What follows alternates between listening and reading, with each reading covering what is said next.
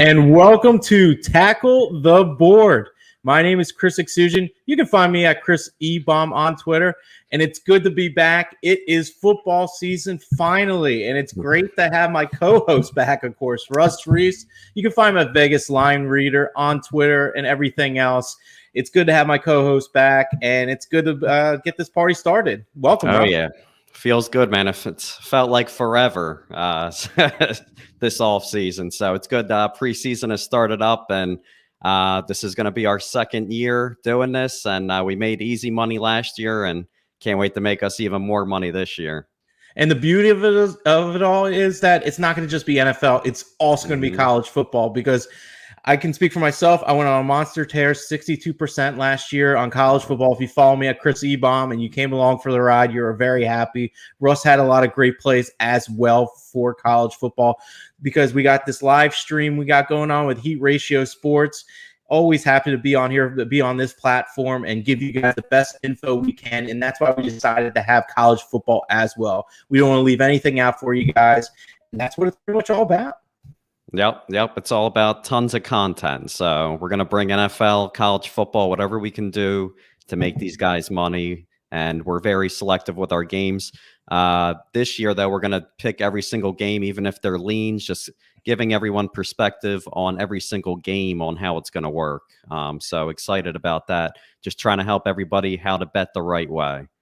Yeah, absolutely. I know for a fact for the NFL, we're going to talk about every game, but we're going to talk about like what we really like about the game, or if we're actually going to play the game, because I think that's important at the end of the day. We know the college football card is huge, so we won't be doing all that, but I will be getting into what my games are called, the revenge tour, when it comes down to college football. And of course, Russ, he's going to be heading up the big bets of the week, pretty much the big Saturday night games, the big games that everyone's going to bet. Russ is going to lead us off with that, and it's going to be a lot of good fun. And John checking in, looking forward to it. Thank you, John. We appreciate it. We're more than excited to give you this kind of info so you guys can start winning some money, because that's what it's about, guys. We want to have some winning money. We want to have some skin in the game. We want to have fun with it. And football is king at the end of the day. Russ has been crushing it in baseball. I've been crushing it in golf. We're getting into the bread and butter of all sports making betting. A ton of money in baseball, and it's a long season, so I'm actually excited football's here, because I just want to change things up and keep it rolling with football now, because baseball is a long season, just like you with golf. Golf is a very long season. It just keeps going. Yeah, I know, exactly. We're both winding down on those sports in general. Golf is about to end soon, with the FedEx Cup playoffs and the Ryder Cup coming towards the end. But that baseball season's coming to close as well. We're getting there before you know it, but it's going to be great waking up for that Sunday NFL and the college football, the action on Tuesdays, and get some little Pac-12 action. It's going to be fun, man. All these conferences, the Sun Belt, it's a lot of action, but we're going to find the right action. Yep, definitely. Yeah. And if we picked every single game for college, this show would be going 8 hours. So that's why we don't do that. I know we got wife and kids and everything. Unfortunately, we would love to break down all the games, but our wives would be extremely upset. So yeah, but definitely this is one of my most exciting times to bet, is right before the season starts. I love taking advantage of these win totals. I usually win every single year in these win totals. I just feel they're so easy to hit on. And can't wait to give these plays out. I mean, I can jump into the first one. I love the Pittsburgh Steelers under 8.5 wins. Steelers, they had a great season last year, all because they had a great offensive line. They actually gave up the least amount of sacks last year in protecting Big Ben. Whole different story this year. You got they lost 3 starting offensive linemen this year. They drafted the running back, but that's not going to mean anything this year. I mean, drafting the running back, if you have a terrible offensive line, drafting a running back isn't going to solve that problem. As you can tell with the Giants, they got Saquon Barkley. They're still a bad team. Having a running back isn't going to change the mentality of the team to actually win games. They lost their cornerback, Steven Nelson and Mike Hilton. And these guys, last year, they finished 1-5 to end the season. This is turning into a very tough division as well. You got the Ravens and Browns, who are actually 2 of the top teams this year that are definitely going to be in the playoffs, I think. And then you got the Bengals with Burrow. He's improved. I mean, they're not a good team, but these guys will challenge the Steelers. So it's going to be a tough division for them. Under 8.5 wins, I think this is going to be easy bet this year. Yeah, I mean that might be the lowest number I think I've ever seen for a Pittsburgh Steelers team that I can really remember. 8.5 is extremely low. I think the books really feel like they're not going to have a good season, and that's why it is that low. And you're right, that division is going to be a dogfight, and this time they can't beat up on the NFC East. So this is going to be a spot where they're going to be playing better teams. The schedules are a lot better. So we know they get the extra game. We have to take that into consideration. I love finding those big overachievers from the year before, and those big overachievers, you want to fade them the next year. You're only one loss last year, just bringing it up as a point, I actually thought too, the Packers last year, thinking about taking their under because they didn't improve on their team last year. But the only time this doesn't work is when you got a stud quarterback like Aaron Rodgers. So this is a situation where you got Big Ben, who's actually old. You're not dealing with a stud quarterback here. So this is where I think it fits perfectly where these guys should struggle this year. Yeah, absolutely. I know we had a really good run as far as the, our season props and futures and everything. And of course, that was the one I missed. But, we hit on the other one. So overall, if you followed them, you definitely made money and plus money on top of that, which was great. Exactly. But speaking of overachieving teams, I love the Miami Dolphins under 9.5. So they won 10 games last year with the Patriots were depleted, underperforming. Cam was getting used to a new system. A lot of guys on the defense did not play because of the whole COVID issue. So they get all those guys back. And this is probably the highest win total that I've ever seen with the Dolphins over here. What are your thoughts about the Dolphins? I think so too. I always look at divisions too. So 2 is a complete question mark to me. I have no clue what he's going to do. There's a lot of teams like that. I have like 4 or 5 teams that are just missing the playoffs that I just have question marks on. I don't know how good the Dolphins are going to be this year. But when you look at 2 other teams that you got the Patriots who are well improved this year, nothing that I would put my money down on the Patriots, but I think they are improved. And I do think they will be better than the Dolphins this year. And then you got the Bills who are at the top of the division. Jets are improved. They're still a bad team, but they can still give the Dolphins a run for their money this year in these division games. So I love looking at division games because usually if you're a playoff team, you got to go 4-2, 5-1, 6-0. If you're hitting 3-3 in your division, you're not a playoff team. So I can definitely see the Dolphins hitting 3-3 in their division. I just got to look at their out of conference schedule to see how tough games they're looking at there. So as far as that goes in general, the Jets are going to have a different culture change. They do have Zach Wilson now at quarterback, and they got the new coach Saleh. He's going to bring a new mentality there, which I think in the first year, that could change a lot of things, especially for a team that sucked for a really long time for the most part. And Tua is the real question mark. I'll be honest with you. I like Brian Flores a lot as a head coach, but I feel like they did really overachieve the most part. But there's a stat I have about Tua, really. He has been lighting the world on fire. He's ranked 26th out of all qualifying QBs in passing DYAR. And what that is defensive adjusted yards above replacement and DVOA. So that's like the team's efficiency on every single play based on situations and opponents. It's like a balance of like how you can rate a play. And he was ranked 26th out of all the QBs that qualified for it. So he was not playing really that well. His accuracy was great in college. It hasn't really translated to NFL. And I know they're kind of putting him around weapons. He has weapons. Devontae Parker's good. Gesicki's good. And he still couldn't really do that much with it. And besides that AFC East schedule, they still have to play Tampa Bay. They still have to play Baltimore. And they still have to play Tennessee. And you know what? And also with the Dolphins, they ranked 25th in offensive pace last year in a successful season. I don't think they can repeat that without being as fast-paced because the NFL is a fast game now, and you're not going to be able to slow down and dredge through and everything. And because Tua's not really moving the ball as well as he should be, I feel like this is going to bite him in the ass, honestly. And this is a true telling stat, and I think it will haunt him this year. And I think under 9.5, I think they're begging people to take the over. I will be more than happy to take the under because there's no way the Patriots can be 7-9. It's not happening. So the over/under is set at 9.5. You said yes, and they won. They won 10 games. I love looking at situations like that. The public sees that they won 10 games last year. It's set at 9.5. They say, oh, they can win 10 games easily. So definitely love the under because even to you were talking about explosive plays. I didn't really see any explosiveness at the end of the season. Other explosive plays came early in the season with Fitzpatrick. They all were excited he was out there. once Tua came in, it just became like a defensive kind of team last year. I remember they had an upset of the Rams, but the Rams, Goff had like a bunch of turnovers in the game.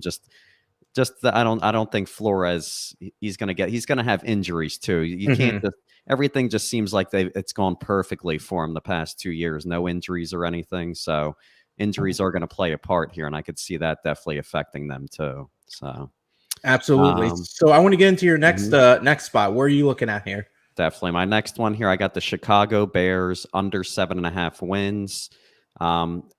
Again, teams that make the playoffs. I love fading bad wild card teams from the previous year. They had no business even being in the playoffs last year. I can't even believe they were in it. Bears last year, 7 of their 8 wins were all to teams who actually had 7 wins or less. They played a bunch of just bad teams last year, somehow made the playoffs. Now they're going to be dealt a tougher schedule this season just because they made the playoffs.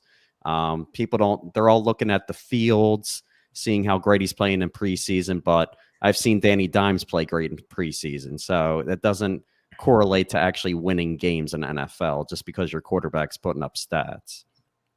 They also, just real quick, they actually lost their Pro Bowl cornerback, Will Fuller. And I don't think they did anything to actually get better this year. That's going to be a huge blow to them on the defense. So definitely love this under for the Bears. And what was that number at again? It's at 7.5. Yeah. So these guys clearly see them missing the playoffs because this is the 3rd best team in the division. Like I was talking about divisions, I love seeing that the Vikings and Packers are clearly better than these guys. The Lions are terrible. I don't care if they get their 2 wins against them. I don't see them beating the Vikings or the Packers. I think they get swept by both of them. So Bears, they beat up on bad teams. The schedule is going to be tougher. Definitely love the under this year. Yeah, and even if they do sweep the terrible Lions, honestly, they still have to win 6 games, and that's going to be asking a lot. And I think a lot of people are looking at Fields to be that guy. And if he actually comes in, it sounds like from what I've heard, if he's going to come in, it's pretty much a dumpster fire at this point. And maybe we'll steal a couple wins towards the end, towards teams that really aren't trying that much and give them new hope for next year. But because Fields has looked good, he's been a little cocky. He's like, the game just seems slow, but they're also throwing practice squad formations out there. I think you might get a little reality check too. What? I see one completed pass. I see it all over Twitter. So been going nuts lately in preseason this year. Worse than I've ever seen it before. I can't even turn on my screen. I try to just scroll through. I'm like, oh my gosh, what is going on? No matter. That's why I thought with Trevor Lawrence, it was great with the Tebow because all that talk, it took away all the distractions to the number 1 pick of the whole draft. No one's even paying attention to him. So he's just sitting back, wait till the season starts. He's going to go off with that team playing against in that division where no one really plays defense. He's going to be putting up some serious stats in there. So he's sitting back quietly. Just watch out for him. He's definitely the best rookie quarterback out there. And also some late breaking news as well. The great Tim Tebow was released by the Jacksonville Jaguars. Yeah, that's what I meant. That now he's released. So yeah, I'm on top of this Tim Tebow train over here. But you know what? The funny thing you're talking about, the whole like throwing a touchdown, it's like throw up on all Twitter and everything like that. When Trey Lance had that throw that was kind of underthrown, everybody went crazy, and it was just so funny. And it was like, I'm like, I was on Twitter. I'm like, I think Trey Lance scored a touchdown. I literally got like 20 things that came up with like Trey Lance scoring a touchdown, and like everyone was just going crazy. And the ball was even not good of a ball, honestly. It kind of fluttered in the air, but I'm like, it's all because it's a big football city, and Chicago hasn't had a good quarterback in forever. So when they do see something, it's like the Jets. Like if they finally see a quarterback doing something, they're all going to go nuts because these guys just don't have good quarterbacks ever. So when they finally see a sign of a good quarterback, they just go crazy. Yeah, absolutely. So that was the second one you're looking at there. This is one I'm looking at, not quite season total, because I felt like there's better value with the division, and that's the Dallas Cowboys. I like them to win the NFC East at plus 130. Their over-under is 9 minus 140. So how I look at it as if they win 10 games, they're going to win the division. So it's not a good division. I feel like if you're going to win 10 games anyway, I might as well get plus money on my side. So I really like the Cowboys here. They're finally getting Dak Prescott back. They went carousel QB constantly. They were becoming 6-10 because of that. They also hired Dan Quinn. I know he's been the punching bag of like the entire league because he was such a bad head coach, but his bread and butter has always been a defensive coordinator. And sometimes guys are just better defensive coordinators. Some guys can't fit that head coaching job where they're the GM and they have to look over everything. It's too much pressure, too many things going on. Dan Quinn can lock down on this defense. They drafted in the first 6 rounds all defensive players. So they're really trying to address this really well. I love the Micah Parsons pickup, in the first round. I feel like they got great value with that, especially trading out with the Eagles and waiting, and they got their middle linebacker. I am an Eagles fan, but I like the win money. So I don't care. I will take the Cowboys plus 130. Micah Parsons, he'll be the cornerstone right there. And I love him. Yeah, I love him. I put a comment out on Twitter the other day about Patrick Surtain, how that's the overreaction of preseason, how he got the pick 6 and he just moved up to the favorite for Rookie of the Year, Defensive Rookie of the Year. But I do love Parsons. I think he's going to get Rookie of the Year this year. They should improve on defense. The offense is loaded. They put up points, but I mean, the defense was terrible last year. He can just make this defense average with this offense. Definitely this terrible division. If you guys don't know, we're Eagles fans, and I always hear the Eagles talk. Whenever I hear some guy on the radio saying that the Eagles are going to win 11 games, I'm like, come on, man, you shouldn't be on the radio. I know. It's absolutely outrageous. But real quick though. So as far as the NFC East champion goes, typically there's not a repeat. We haven't had a repeat since the Eagles in that exactly 04, 03 when they went to the Super Bowl. So the Redskins won last year. The Eagles are not winning the division. I'm sorry. They're not winning NFC East. And honestly, the Giants are right near there as well. They got their issues as well. So this is like the perfect setup for the Cowboys to win this division. And you liked them last year. I like them this year. That was my one loss last year because the starting quarterback got hurt. Yeah. But they didn't look good in the beginning. Their defense looked terrible, so I will give them that. But all they had to do was win 7 games. Yeah. So it might have been possible still. Yeah, they were at 6-10, so that was kind of brutal. But they're going to win the division this year. I'm pretty certain of it. And you're getting plus money. I'd rather take that over the season total. So what do you got for me next, Russ? Yeah, I just want to throw a tidbit in for that division winner that you have, the Cowboys. I saw that Fitzpatrick, he's actually never made the playoffs. So he's been around forever, never been in the playoffs. That's second outrageous. Favorite to win a division. Yeah, everyone's ramping up talking about the defense. I mean, the defense is great. I got to look back to see. They had a lot of sacks, but if you remember Carson Wentz, he had a couple games where he gave up like 6 or 7 sacks in a game, which are bumping up those sacks for the Washington football team. Had to fix you there. So we'll jump into the next one that I like. This is my last NFL one. This is an easy one. Saints under 9 wins. You lose Drew Brees. He retires. You got a Hall of Fame quarterback leaving. You got to start the season. You got Michael Thomas, another star receiver. He's going to be missing the start of the season. I'm not trusting the 2 quarterbacks. I don't even 100% know what's going on. Winston's in great shape. I don't know if they're going with Winston. I'm not trusting him. He's a turnover machine just because he's in the best shape of his life. I'm not trusting his decision-making out on the field. He's another quarterback. He'll be out there getting his stats, but I don't see that translating to winning games. Tsam Hill, they want to throw him out there. He had 4 starts last year. He went 3-1, but he had 4 passing touchdowns. That just doesn't work. You saw Cam Newton last year.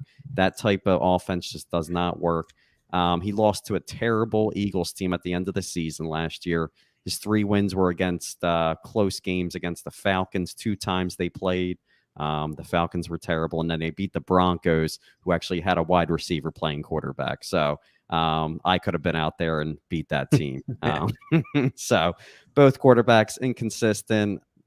Do not trust it. 9 wins. I find always a couple teams that made the playoffs last year that I know aren't going to make the playoffs this year. It's the best way to. You always pull out a couple teams because the same teams don't make it every year. No, not necessarily. Yeah, you always pull out a couple teams. Yeah. You'll never have the same 6 make it every season because the schedule, the way the NFL makes the season, they have these teams that make the playoffs. Their schedules are just too tough, and then the teams that just miss the playoffs, they get the easy schedules. That's why they bump right up. So definitely love the Saints under 9 wins.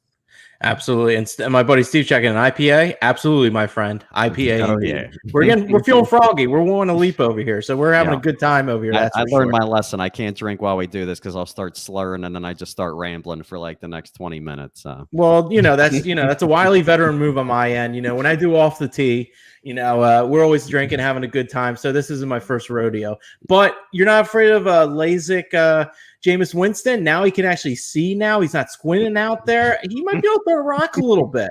I knew you wouldn't like it. I could see it in your face. I know it. But the defense is good. But you know what? I get where you're coming from. There's going to be some regression. The whole Drew Brees, era is done. Taysom Hill, I'm not a fan of. He's just running with his head down, and he'll get like a lucky pass every so often. But I don't know. Maybe Jameis won't be as bad, but we will see from there. As far as other things with the NFL, I want to get into MVP talk. People are always looking for good odds. Nice. The best odds I found for this guy, Josh Allen, 14-1 to win MVP. I think he's going to have an incredible year. The last 10 out of 11 MVPs of the league, they've won at least 11 games, and they were all quarterbacks. So obviously it's a quarterback award, except for like AP won it the 1 year. But you got to win at least 11 games. Their over-under is at 11 wins, minus 120. So they're going to win some games. Josh Allen had an incredible year throwing the ball and running it. He did it all. He can pat the stats both ways. This should be a big year for the Bills. I expect that out of them. Nobody in the NFL since 1983 has had a bigger improvement of passing DYAR than Josh Allen. If you're worried about the Bills just pummeling, the other team and being up in the second half, fear not.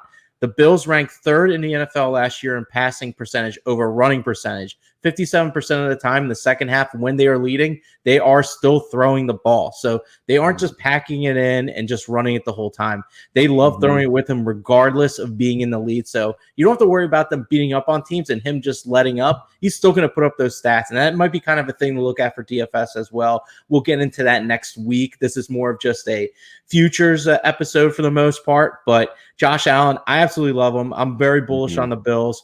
Give me 14-1. That was the best number I could find for him. Nice. Yeah, he definitely shocked me last year because that was one of those, you could tell it's definitely a quarterback league now because even 5 years ago, that wouldn't work where you have a quarterback passing that many times and they just didn't have a run game at all. I couldn't believe how far they made it throughout the season. He put the team on his back. He really was the real MVP last year. Aaron Rodgers got all that hype, but Josh Allen, if he wasn't carrying that team, that Bills team wouldn't have gone anywhere. Not even close. Yeah, exactly. So I love finding value for the season, but I am going to go with the favorite here, guys. I like Mahomes. You're going to get him at plus 500 here. He is the favorite. Coming off the embarrassing Super Bowl, not putting up any points. It just seems like when he did win the Super Bowl last year, he was just on cruise control. These guys were kind of just messing around with teams. They would just get a little lead, just kind of play around with these guys. But this year, I could just see him being pissed off and actually want to put up some stats this year. Andy Reid, he also loves the pass, so Mahomes is going to be slinging a lot. You got Tyreek Hill going to be putting up big stats. But I noticed he had around 4,800 pass yards last year. They have his passing yards set at 5,000 yards as the over-under for his pass yard. That's outrageous. So you got a quarterback throwing over 5,000 yards. You better believe he's getting MVP this year. I'm not impressed with the Chiefs' defense either, so I think they're going to get in these high-scoring games this year. And also, this is a year where Clyde Edwards-Helaire, I think he's going to actually improve here. So he's going to be catching passes out of the backfield. He's going to get even more passing yards out of this. I just feel like they're going to be very tough to stop on offense. So I definitely would go with Mahomes here. But just to throw in a little underdog play, I would say Stafford plus 17. He's a 17-1 right now. He's a good go for that. I mean, the Rams are definitely improved. They're kind of like the Bills. All they needed was a wide receiver last year. They picked up Diggs, and look how far they made it last year. You pick up the only problem with the Rams, or we remember they were top 10 offense, defense last year. Their problem was the quarterback. They took care of that issue, and I could definitely see Stafford win an MVP this year. But we both like the Rams. We'll talk about that later. But I Definitely just want to someone I jump like. in with the Mhm. Chiefs as well. Their biggest issue was their offensive line last year. I know they Oh, yep. addressed that this Mhm. year. So because you got to keep Mahomes They safe, he's addressed like the that, yep. $200 million man. You know, you got to make sure he doesn't get touched out there. You know, he's pretty Mhm. elusive, but I think they addressed that for the most part. So I definitely see where you come from with that. And I think that's a really good point that you brought up. Is over under 5,000 yards passing. So you know Yeah. he's going to be throwing the rock, and you know they're going to win games. And I think that's like Yep. I said before, you got to win at least 11 games to win MVP. Mhm. If you Yep. don't, you're probably not I going to like do it. that. And Yep, the that's a Chiefs are nice probably going to stat. win 11 games. Mhm. So that's definitely a good spot there as well. Were there any other bets that you were looking at as well as far as Yeah, NFL season goes? there was another thing I wanted to look at. We're just looking at a few awards, guys. I saw Coach of the Year, Vic Fangio. I actually think great value here. You're getting them at 25-1 here. This team had a ton of injuries, and they had the most COVIDs all last year. You could tell the line was just imploded in all their games because they were missing so many players. And like we said before, they had a running or wide receiver playing Yeah, wide quarterback in one of receiver. the games. They threw that out there.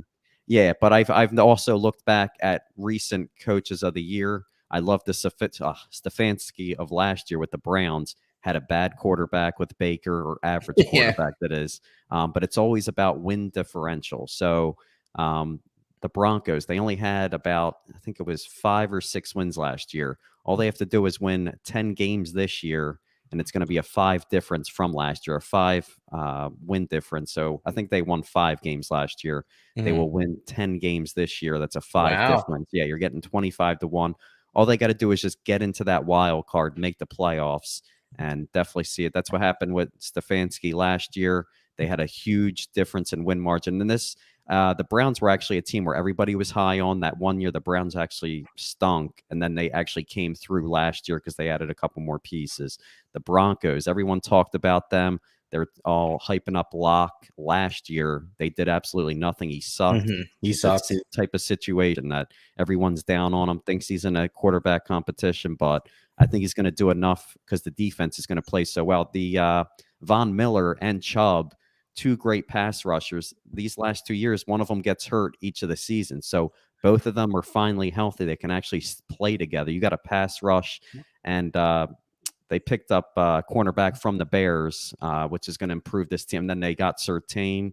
He's probably their second or third cornerback right now. Mhm. Their defense is just loaded right now. They play great defense. The problem was turnovers last year. I saw a couple games. They're actually playing with the Chiefs in a couple games, but the turnovers just got out of control in some of their games. These guys can play. I think they can easily get a wild card spot this year. So definitely check that out. Yeah, absolutely. And you were just talking about Locke. I was just going to ask you about him. I'm Mm-hmm. looking at his stats, what he did last year. He only completed 57% of his passes, which is Mm-hmm. terrible. Do you No. think he makes that step and actually starts playing well this season? Yeah, I think so. I think he'll be fine because he's going to have. They had so many injuries, offensive line, wide receiver Sutton didn't play in the beginning of the season. They're going to have all their weapons this year. I think they're just going to be completely fine. They'll be able to run the ball, play their defensive game, and just not make mistakes. Because Baker last year, he didn't really do anything special. He just didn't turn the ball over, and they actually ran the ball. So as long as you're running the ball, he's not going to make any mistakes because Baker did get a couple plays last year where he was trying to go deep and he got them in some trouble. But as long as they stick to the game plan, run the ball, win with defense, and that's why I like Vic Fangio to win because it's just an average quarterback. I'm not expecting Locke to go off or anything, but as long as he plays average football, don't turn the ball over, make the playoffs, 25-1 odds, I'll take that. But also what you were saying with the Cowboys, you got McCarthy on there too. I would say at 25-1 is also a smart play. If they're getting into the playoffs, they won, I think, 6 games last year. So if they get to 10 or 11 wins this year, you could easily take McCarthy there at 25-1. So those are 2 guys I would have an eye on for Yeah. Coach of the Year. And yeah, no doubt. Those are definitely some good looks for Coach of the Year. Thank you guys for watching right now. If you guys have any questions regarding bets or anything else, you can type it right into the chat. We'll be more than happy to analyze it and see where we go from there. But were there any other plays that you had for the NFL, or do you want to get into our Super Bowl matchups? No, I think that's it for NFL. Oh, yeah. So we'll do Super Bowl matchups for sure. Who are you liking? So what I'm liking is here. I like the Bills and the Rams to play in the Super Bowl. That's what I'm looking at right now. I think the Rams are going to be absolutely good with Stafford. I think this is the quarterback they need, the guy that can really sling it. Goff wasn't that guy. I think McVay can have a guy that he can expand the playbook with now. I know they were kind of run heavy before, but I think Stafford has that arm, and now he's on a team that has a really sick defense. And I think that'll be really good. And I'm really high on the Bills. I love the Bills this year. I think Allen could take that next step. And I think the Bills win it all. I think finally, Bills Mafia, you guys get your Super Bowl and you can go absolutely crazy. You guys can be in the stands. It's going to be an amazing year to be a Buffalo Bill fan. I think they win it here. And I looked at their odds right now. They're the third favorite at 10-1. Wow. I will take the Buffalo Bills because no one circles the wagons like the Buffalo Bills. But yeah, that's the thing. I'm sticking with the Chiefs. Mahomes with the MVP. I just think the Chiefs make the Super Bowl. I think if they get to the Super Bowl, I think there's no way that Mahomes is going to lose another Super Bowl in a row. So if someone does take him down, it will be the Bills for him not to get there. So I think that's a solid pick. But I would say Chiefs versus Rams would probably be my Super Bowl. Could definitely see that, and the Chiefs probably taking them down in the Super Bowl. So I think at the end of the day, I think we're both on a consensus on the Rams getting there, just because their defense has been incredible, and I think Stafford is that kind of guy. We saw it with the Bucs this year. I'm not saying he's Tom Brady, but he is a really high caliber quarterback that's been in a really crappy situation for his entire career, and now he's put in a right spot. I think this is very important, and I don't know what the numbers are off the top of my head right now for the Rams to make the Super Bowl, or at least what you could do is take them to win the Super Bowl, so at least you can hedge them against like a KC. That's the thing I was thinking of. So that's what happened with the Bucs last year. They made their odds were great to make the Super Bowl. It's just great to take them, make the Super Bowl, and you could even have hedged them because the Bucs were actually a pick 'em against the Chiefs in the Super Bowl last year. The same thing's going to happen. These teams are going to be a level playing field. When you get to the Super Bowl this year, it's going to probably be a pick 'em. And you saw 2 years ago, the spread was only -2, Chiefs versus Niners. So these spreads are very low, guys. Just take the Super Bowl, hedge if you have to. When it comes to the Super Bowl and the other team, make that easy money. So absolutely. And I'm looking right now. I got the odds up. 14-1 for the Rams to win the Super Bowl, which is kind of low. Oh, nice. Yeah, but they are 14-1. But hey, if you have a 14-1 in the bank where you did a hedge till you got to the Super Bowl, you can definitely make a nice hedge there. So I think that's important right there. I think that should be a play as well, since we're both really high on the Rams this year. So 14-1, I think that's a play as well. So let's book that. I'll be honest with you. I think there's literally 5 teams that can win the Super Bowl. That's it. I wouldn't even look at any other team. You got the AFC, the Chiefs and Bills, the Ravens. They're going to have a great regular season. The Browns, I don't see those guys getting to the Super Bowl. I don't see Baker making the Super Bowl. I just do not see it happening. Sorry if there's any Browns fans watching. And the other 3 teams, I would say NFC side, 49ers, Rams, and who was the last one? And 49ers, Rams, who's the last one I'm leaving out here? Oh, the Bucs is the other one. So those are my top 5. Those teams, any of those 5 will make the Super Bowl. I don't like the Seahawks, anything like that, just because they got Russell Wilson. These teams are top 10 in offense, top 10 in defense. These are the type of teams. Those are the 5 teams you want to focus on. So focus on that 5 teams. I would say Niners are a tough one just because they're going to have a rookie quarterback playing. So you could narrow that down to 4. But I think I love the Niners to have a great regular season, though. I think we didn't throw that in there. He's already down to +600, Trey Lance. I love Trey Lance to have a great season. With that, you're putting them in that freaking team that was they made the Super Bowl 2 years ago, and now he's playing with those guys. He's going to be putting up some serious stats. So definitely Rookie of the Year. I love him at +600 easily. All right, good to know. We got him there. Block it in +600 for offensive Rookie of the Year. But now the new segment of our show that we didn't do last year. We're on this new forum. I can't wait because I love college football. I can't get enough of it. I'm all about the ESPN5 games, especially with the camcorders, everything else. And then you got the big spotlight games. You're bringing the pageantry back of the big crowds, everything else. I'm super excited. So we'll be touching up on college football right here, right now. We got a couple plays that we really like. I'm going to lead you all first, Russ. Give me your first college play of the year for the futures. All right, my first game, I'm going to go with Northwestern under 6.5 wins. Here's again where I go with these overachieving teams. The next year, these guys do not do as well. This team overachieved big time. They actually made the Big Ten championship last year against Ohio State. And this happened about 3 or 4 years ago. Northwestern had a great season. The next year, they ended up winning 3 games. They're losing their starting quarterback. They only got 8 returning starters this year. A lot of teams are actually returning a ton of starters this year, the most than normal because of COVID. So that there was shortened season. So there's a ton of returning starters. You're coming into a season with only 8 starters. You got they lost their defensive coordinator, Mike Hankwitz, last year. He retired. Then you got a report a couple days ago. Cam Porter, their best running back, he's actually out for the season now. So everything just is going wrong for these guys. Definitely, they're going to have a lot of competitive games in this conference. Do not see them hitting 6.5 wins. Take the under on Northwestern. All right, beautiful. I'm going to go into my next one. I'm going to touch up on Conference USA. I told you we're going to go over the board with this here. If you follow me at Chris Ebom on Twitter, I write a lot of stuff for Philly Influencer. I had to put this out in the article, but I love La Tech over 4.5 wins, minus 115. Nice. When it comes down to it, La Tech, they finished 5. They were 5-5 last year. They had a 2 quarterback system, no spring practices, shortened season. They were still able to win 5 games.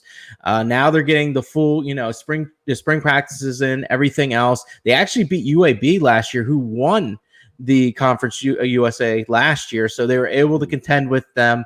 Skip Holtz is bringing 7 back on offense, including the starting quarterback and 10 defensive starters. Skip Holtz has said this is the best defense that he's brought back since being here at La Tech. This is a team that has done well from time to time. They've been in big old bowl games for being a Conference USA team. They had a big problem in the run game, and they actually went to the transfer portal for this. They got graduate standout Marcus Williams from Appalachian State, who he rushed over 500 yards in his last 4 seasons with only making 6 starts. So he's a guy that just didn't get his opportunity. He doesn't have many miles on him. He should have a big year for the running game as well. As far as the coaching situation goes, they picked up, I'm going to probably butcher his name. That's new offensive line coach. His name is Dave DiGalimo. He has a lot of NFL experience. He has 2 Super Bowl victories under his belt since 2004, being a offensive line coach for the most part. So their line hasn't been the best. It can't get any worse with this kind of coaching up they're going to get now, especially with the run and the pass game. So there is a QB situation. So you got Luke Anthony, you got Aaron Allen. Luke Anthony is the better one, but he ended up getting hurt during the season. I'm not sure if he's going to start week 1 or 2, but regardless, I think they're going to finish 1-1 anyway. Their first games was, let me see here. Regardless anyway, they're going to go 1-1. They're going to face a really good team. They're going to face Mississippi State, and then they're going to play Southeast Louisiana, I believe. So they should go 1-1 regardless. That sounds like a cupcake right there. Yeah. So we're going to go 1-1 regardless, whoever the QB is, which I'm fine with if he needs to sit out the first 2 games. But the Bulldogs get really lucky this year. Their schedule is super soft. They don't face the top 3 teams in the East Division, and Florida Atlantic, Western Kentucky, who's going to be really good, and Marshall. Instead, they play Old Dominion that fucking blows. Charlotte sucks. And they play the rest of the West Division right below them. UTEP is not going to be good. Rice is going to be bad. North Texas is on the big downfall. We talk about the Mean Green all the time, but they're not going to be quite there yet on the same side as La Tech. And then Southern Miss is not going to be good either. So this schedule is getting pretty soft. I think they at least go 4-2 in those spots right there. Nice. And the little thing about Skip Holtz anyway that I want to get into, he's only finished 1 time 3-5 in conference play in his entire career at La Tech, and that was his first season. So I expect at least 4 wins out of there, just out of the conference alone. And then let's say they even shit the bed the rest of the way. They beat Southeast Louisiana. That's 5 games. We're booking it. They might even go higher, but we're being conservative here because, things can happen. Yeah, you always go worst case scenario. Worst case scenario, they win 5 games. We sweat it out a little bit, but you know what?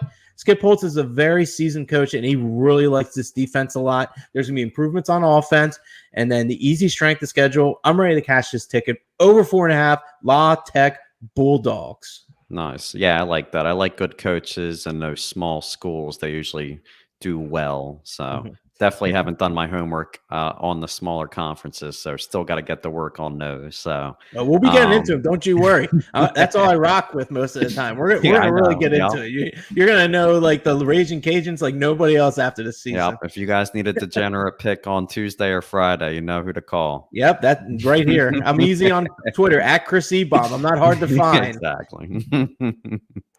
All right, I'll jump into my second game, my last game for college football. Not going to go too crazy in college. Just want to find spots that I love so everyone can make some money. So Auburn under 7.5 wins.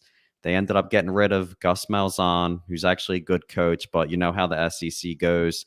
You start losing a couple seasons. He's actually won 66% of his games. So you get rid of the guy because you're not winning championships. Alabama just keeps kicking coaches out. So bringing a new head coach here, Brian Harsin. He's from Boise State. I'm not really impressed with the guy, and I'm also not impressed that he's going to be having Bo Nix as the quarterback, who I definitely don't trust. So their schedule is actually brutal, too. These guys play 3 games versus the top 10. You got Alabama, Texas A&M, and Georgia. Those are just 3 automatic losses to me right there. Then they beat last year LSU and Ole Miss. But those teams are actually improved this year. You know, LSU stunk last year, but now they got all those guys with experience. I see LSU beating those guys easily, and Ole Miss, I can see them beating Auburn too. I actually bet Ole Miss last year against Auburn, came down to the last minute. They lost the game. So these are going to be 5 tough games right there just for Auburn. They also have a non-conference game that's at Penn State. And I also have Penn State as a team that's actually going to be improved this year, who did bad last year. So definitely another tough spot for them. So we got 6 tough spots for them right there. And then a couple more games. They have Mississippi State and Arkansas, or a couple games. They're easier games for them where they will be favored, but they could easily lose any of those 2 games, competitive type of games. So Auburn, the schedule's just brutal for them. They have the same team that didn't impress me last year. All the other teams are stepping up. So this is not going to be a good year for Auburn. Give me the under 7.5 wins. And I'll be honest with you, I didn't really like Bo Nix. He was a guy that couldn't really throw the ball. He was just like a running kind of guy. He was like a shittier version of Tim Tebow. Yeah. I just don't. I mean, Malzahn, he likes that kind of running quarterback, so that kind of fit his style. This might be a rude awakening for Auburn. I do like that play on the under. What was the final number you got on that? It's 7.5. It seems, in the tough SEC with the new coaching regime and everything. Yeah. I love that play. I think that's a great one. I didn't look into that as well. Like these Midwest coaches coming over to this big SEC, it never works out. These guys, they can't handle the pressure coming over to this SEC. It's a whole new ball game out here. We saw Peterson went from Boise State to Washington. He had a good program, but that's Washington's still out there on the West. That's a small school. Any of these guys, what was I'm going to butcher his name. I forget. From Wisconsin. I'm forgetting his name. Beeline or yeah. I know who you're talking about. Wisconsin coach in Arkansas did nothing when he came over. Yes, That's correct. What's going to happen here with Auburn. This guy's going to be out of here pretty soon. So definitely like Auburn, under 7.5 wins here. Beautiful. I love it. And I got another college play. Nice. The Pac-12. There's no way I can get out of this conversation without going to my conference. The Pac-12, the speed. You got the hat on. Do you have the under what you're wearing right now? Or well, gun to my head, I am taking the under on Arizona. That's not my play. I can't be giving that kind of info out. They're going to be a hot mess. You know, they got a new coach coming in from the Patriots, and a lot of their talent is not that great. But no, I'm not getting into that. But I do like an under. We talk about the speed of the Pac-12. No. You know, they're all about speed. You know, it's quick guys, quick offense, boom, boom, boom. I got one of the slowest teams in that conference. Stanford, under 4.5. You're going to have to lay some monster juice, but that's okay. I don't mind laying juice if you know it's going to win. And under 4.5, minus 175. You can find some books with under 4 for plus 110. Just in case, it still pays big. Regardless, you're going to get an extra 10 off of your 100. That's not enough for me there. 4.5, it's a rocking chair play for me. When it comes down to it, Stanford this year, they have the 8th toughest schedule in the entire country. The 8th hardest schedule in the entire country. Stanford plays USC, UCLA, Oregon, ASU, Washington, and Utah, along with Notre Dame, Kansas State in Texas, and they go to Vanderbilt. Okay, mind you that I know Vanderbilt's not good, but you're still going across country to play an SEC team. They don't bring a lot back on all the toughest Pac-12 teams right in a row. Basically, I don't see them beating any of those 6. It's murderer's row. They literally have the toughest Pac-12 schedule. These teams are going to beat the shit out of Stanford. And that's what it comes down to at the end of the day. They don't bring a lot back on offense. The offense already sucked already. So now you're not even bringing any of those guys back. You're getting a freshman quarterback that really hasn't done anything. Now you're throwing him out into the wolves to expect him to make something happen. So other things I have here. So they're bringing 6 on offense. It was slow, not productive. Speed is all about Pac-12. They're not going to be able to do much there. Stanford ranks 10th in linebackers, 8th in defensive backs, and 7th in defensive line in the Pac-12. And the Pac-12 is not a great conference. So if you're already a bottom feeder of the Pac-12, you're in for a world of pain. So what they did last year, they won 4 games last year, okay, in a shortened season. They won 4 games in a row, Russ, okay? You want to know how much do you think they won those games by a total? Just wild guess. Trust me, I had some action on them last year, so I know I had a lot of 1-point games back and forth. I forget it was like a Cal game. I had a bunch of games that were 1-point games. They were brutal. Missed extra points, things like that. Their 4 games they won was a total of 9 points of victory. Sounds about right. And it was their last 4 games of the year. I think people are going to be deceived by them to say, oh, they ripped off 4 games at the end of the year. They got this thing down. They got the luckiest wins that I've ever seen in my entire life. Yeah. And they're winnable games. This is the winnable games I'm giving you right now. So Vandy, not necessarily, and it's at Vandy, Oregon State, Cal, and Washington State. 3 of those 4 games are on the road. And might I add, with this inexperienced quarterback on offense, Oregon State's got tons of revenge on their side. And they got 10 starters back with a QB and 9 on defense. I'm not saying Oregon State's a world beater, but after you get your teeth kicked in constantly and you bring that much back with a quarterback where Stanford is on the ultimate downfall, I would not be shocked if Oregon State pulls this game off. And it's at Oregon State. I'll tell you right now, I'm probably going to play Oregon State when Stanford comes there because I don't think they stand a chance. Yeah. So the last 2 times they played, Oregon State lost by 3 twice. So the games have been close. The revenge tour will be coming through Oregon State. Nice. Mark my words. Under Stanford, 4.5 wins. This team fucking sucks, and they're not going to go 5 wins. Mark my words. I believe it. Yeah, I remember actually talking to you before we came on here. Just like, who you got, Chris? I got Stanford. I'm like, over or under. I was like, look at that. You see where I'm at. Thank God, he's got the under. Okay. I would have stopped. You'd be like, no, we can't air the show. No. We can't. No, believe me. If I had the over, I think I would have quit the show. So this team fucking sucks. They're very slow. And on top of that, they don't get after the quarterback and they can't stop the run. So what are you going to do with that? I mean, teams are just going to run on you on first down constantly and just win games easily. This Stanford team sucks, and they're not going to do it here. Fine. Yeah, there's with college football, there's so many teams. So I'm dissecting every single team. It's very tough. I mean, could be other great plays out there, but we can't dissect these 100-some teams. It's very tough to, go by. These are the best plays, though, that we are giving you guys that'll give you an advantage to actually make money, though. So definitely love our picks. We made easy money last year, and I'm definitely excited. I feel real good about our picks to start the season already. So, yeah, absolutely. I think these futures are good. I think we'll be on the right side of it at the end of the day, which is important. We want to be on the winning side. We were last year with your picks and my picks. Regardless of the 2 losses we had, we were still on the upside of winning money, and we appreciate you guys for listening and all that good stuff.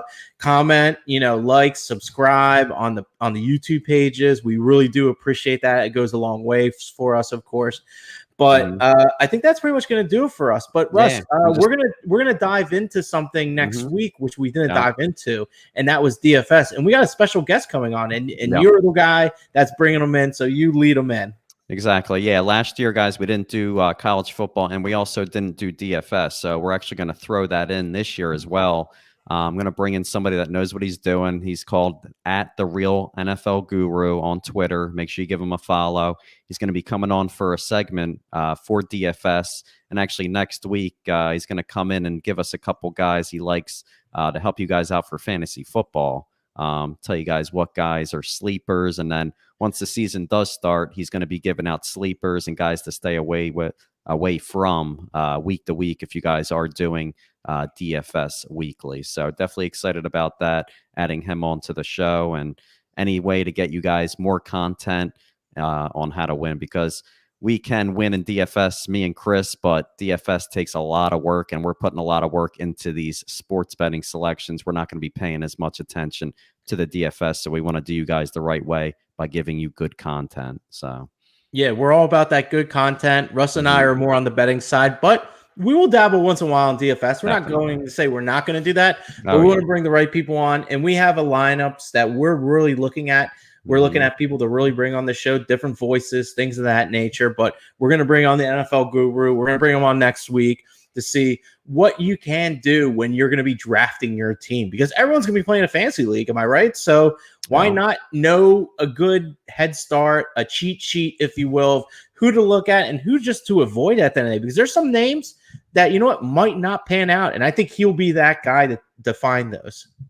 Definitely. Yep. That's why those guys mainly focus on their craft, and we're going to focus mainly on our craft.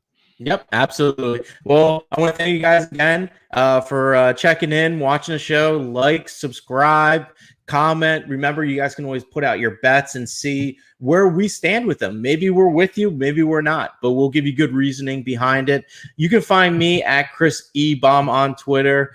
You can find Russ at Vegas Line Reader on Twitter and on his webpage as well. Russ, this was the first episode. I think we have some great futures. I'm beyond excited about football. I've been missing it, and let's keep making that money for this. Definitely. And we'll see you guys next week, and we're going to keep giving out college football is going to be starting up next week. So we're going to be talking about the games next week in college football and the spread. So don't forget about that.